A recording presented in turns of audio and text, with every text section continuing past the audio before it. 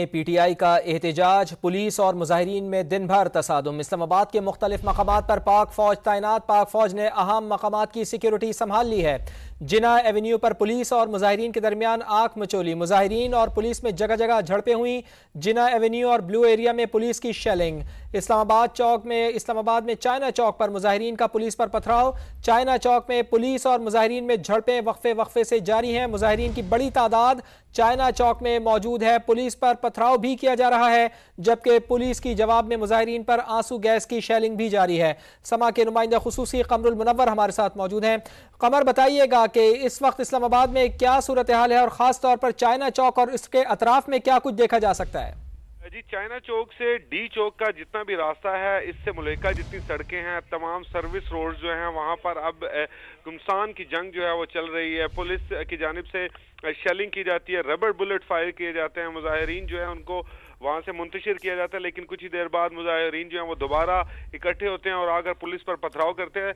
अभी जो चाइना चौक है इसको खाली करवाया गया था। मुजाहिरीन को काफी पीछे कलसूम प्लाजा तक धकेल दिया गया था, लेकिन उसके बाद मुजाहिरीन जो है वो इकट्ठे हुए और दोबारा से पुलिस को पर जो है वो पथराव किया, जिसके बाद अब पुलिस जो है दोबारा डी चौक की तरफ जो है वो पसपा हो चुकी है। मुजाहिरीन चाइना चौक में पहुंच चुके हैं और शदीद शेलिंग जो है वो जारी है। ना सिर्फ फजले एक रोड बल्कि इसके इतराफ के जो छोटे रोड्स हैं वहां से भी मुजाहिरीन आते हैं। पुलिस वहां पर भी शेलिंग कर रही है। रेंजर्स एफसी इनकी जानिब से भी शदीद शेलिंग जो है वो की जा रही है, लेकिन अभी तक इन मुकम्मल तौर पर इन मुजाहिरीन को जो है वो मुंतशिर नहीं किया जा सका। जो जना एवेन्यू है इसके ऊपर तकरीबन 3 घंटे से ये सिलसिला जारी है कि मुजाहिरीन जो है वो चाइना चौक की तरफ आते हैं।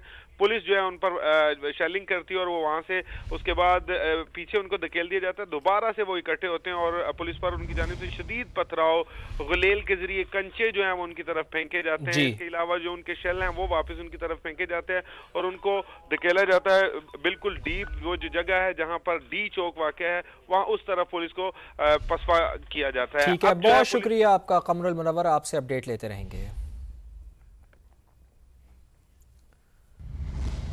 खैबर पख्तूनख्वा के वज़ीर आला को बाज़ाब्ता तौर पर गिरफ्तार नहीं किया गया। बैरिस्टर सैफ की जानिब से कहा गया। अली अमीन गंडापुर 25 अक्टूबर तक जमानत पर हैं। बैरिस्टर सैफ की जानिब से यह भी कहा गया अली अमीन गंडापुर की गिरफ्तारी तौहीन अदालत होगी। वज़ीर आला को गिरफ्तार किया गया तो खैबर पख्तूनख्वा के अवाम के मैंडेट की तौहीन होगी। बैरिस्टर सैफ की जानिब से यह कहा जा रहा है कि वज़ीर आला खैबर पख्तूनख्वा को बाज़ाब्ता तौर पर गिरफ्तार नहीं किया गया। अली अमीन गंडापुर 25 अक्टूबर तक जमानत पर हैं। अली अमीन गंडापुर की गिरफ्तारी तौहीन अदालत होगी। बैरिस्टर सैफ की जानिब से यह मौक़िफ़ दिया गया। वज़ीर आला को गिरफ्तार किया गया तो खैबर पख्तूनख्वा के अवाम के मैंडेट की तौहीन होगी। वज़ीर आला अली अमीन गंडापुर की हिफाजती ज़मानत का तहरीरी हुक्मनामा जारी कर दिया गया है। अदालत के मुताबिक दरख्वास्त गुजार ने खुद को सरेंडर कर दिया है। दरख्वास्त को जुज़वी तौर पर मंजूर किया जाता है। मज़ीद जान लेते हैं, समग्र नुमाइंदे सज्जाद हैदर हमारे साथ मौजूद हैं। जी सज्जाद, बताइए। जी बिल्कुल, गुज़िश्ता रोज वज़ीर आला खैबर पख्तूनख्वा अली अमीन गंडापुर इस्लामाबाद रवाना होने से पहले जो है पेशावर हाई कोर्ट में उन्होंने जो है हिफाजती ज़मानत की दरख्वास्त जो है दायर की थी, जिस पर जो है पेशावर हाई कोर्ट का तहरीरी हुक्मनामा जो है जारी हो गया है, जिसको अदालत ने दरख्वास्त को जुज़वी तौर पर मंजूर किया है और 5 नवंबर तक अली अमीन गंडापुर की जो है हिफाजती ज़मानत वो मंजूर की है और वफाकी हुकूमत और पंजाब हुकूमत को इनको किसी भी मुकदमे में जो दर्ज मुकदमात है उनमें गिरफ्तारी से रोका गया है। अदालत का यही कहना था कि 5 नवंबर तक जो है अली अमीन गंडापुर जो है मुतल्लिका अदालतों में जो पेश हो जाए, इनके ऊपर जो मुकदमात हैं उसमें वहां पर वो अपनी पेशी पूरी करें। ठीक, बहुत शुक्रिया आपका। इस्लामाबाद में पीटीआई का एहतजाज रोकने की दरख्वास्त पर समाअत। इस्लामाबाद हाई कोर्ट का सेक्रेटरी दाखिला को हालात फौरी तौर पर मामूल पर लाने का हुक्म। चीफ जस्टिस आमिर फारूक ने सेक्रेटरी दाखिला से इस्तफसार किया कि पूरा शहर क्यों बंद कर रखा है। सेक्रेटरी दाखिला खुर्रम अली आगा ने मौक़िफ़ इख्तियार किया कि मलेशिया के वज़ीर आज़म गुज़िश्ता रोज़ इस्लामाबाद में मौजूद थे। 3 से 4 रोज़ में अहम सऊदी वफ़द भी पाकिस्तान पहुँच रहा है। वज़ीर दाखिला ने बड़ी नरमी से दरख्वास्त की, लेकिन अली अमीन गंडापुर बज़िद हैं। वज़ीर आला KP भारी हुकूमती मशीनरी साथ लेकर आ रहे हैं। सरकारी मशीनरी को नुकसान पहुँचाया गया, कई को जला भी दिया गया। चीफ जस्टिस आमिर फारूक ने रिमार्क्स दिए कि किसी का ये हक़ नहीं कि सड़क के दरमियान इकट्ठे होकर मेरा रास्ता बंद कर दें।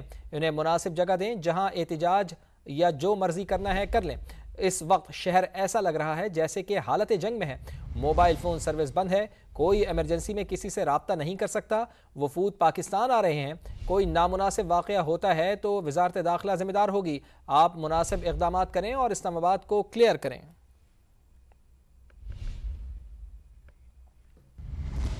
और अभी लाहौर से खबर है, जहां जीपीओ चौक पर पुलिस और वकला में झड़पें जारी हैं। रेंजर्स की गाड़ियां जीपीओ चौक पर पहुंच गई हैं। समा के नुमाइंदे अरशद अली हमारे साथ मौजूद हैं। अरशद अली, बताइएगा जीपीओ चौक पर क्या सूरत हाल देख रहे हैं इस वक्त? जी बिल्कुल, जो है वो जीपीओ चौक पर इस वक्त पुलिस ने एक बार फिर जो है वो शैली का सिलसिला शुरू कर दिया है। ताहम पीटीआई वकला और कारकुनों के दरमियान जो है वो ये तसादम जो है वो शुरू हुआ था। ताहम कारकुनों ने पुलिस पर जो है वो पथराव किया, जिसके नतीजे के तौर पर जो है वो 2 पुलिस एहलकार भी जख्मी हुए हैं, जिनको यहाँ से लेडी विलिंगटन हॉस्पिटल में मुंतकिल किया गया है। इस वक्त जो है वो वक्फे से जो कारकुन हैं वो पुलिस के सामने आते हैं, जिसके बाद जो है वो शैलिंग का पुलिस सिलसिला शुरू कर देती है। इस वक्त बताया ये जा रहा है कि ऐवान अदल के अंदर पीटीआई वकला और कारकुन जो है वो मौजूद हैं और पुलिस की अजाफी नफरी जो है वो भी ऐवान अदल के बाहर मौजूद है। इससे कबल जो है वो ऐवान अदल के अंदर भी जो है वो पुलिस की तरफ से शैलिंग की गई।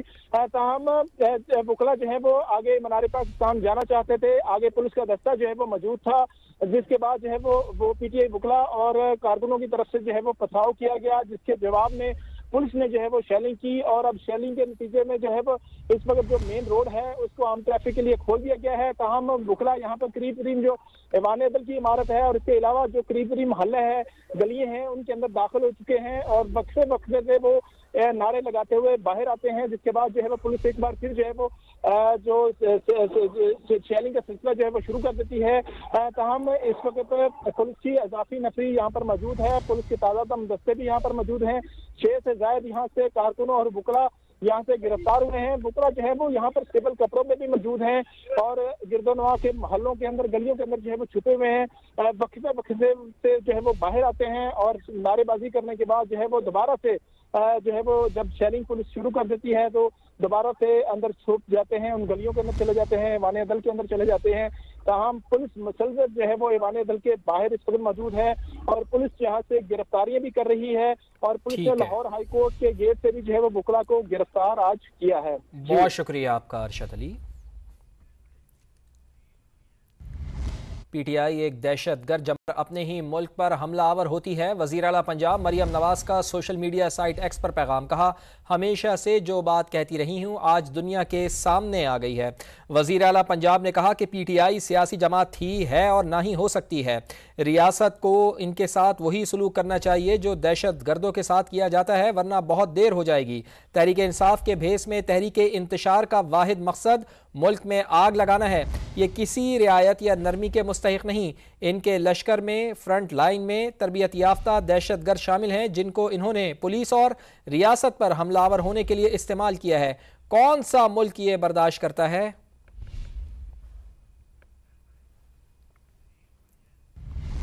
लाहौर में पीटीआई के एहतजाज की कॉल और आज़ादी चौक में सिक्योरिटी के सख्त इंतजाम किए गए हैं। लाहौर की मजीद सूरत हाल जान लेते हैं। समा के नुमाइंदे जहांगीर खान हमारे साथ मौजूद हैं।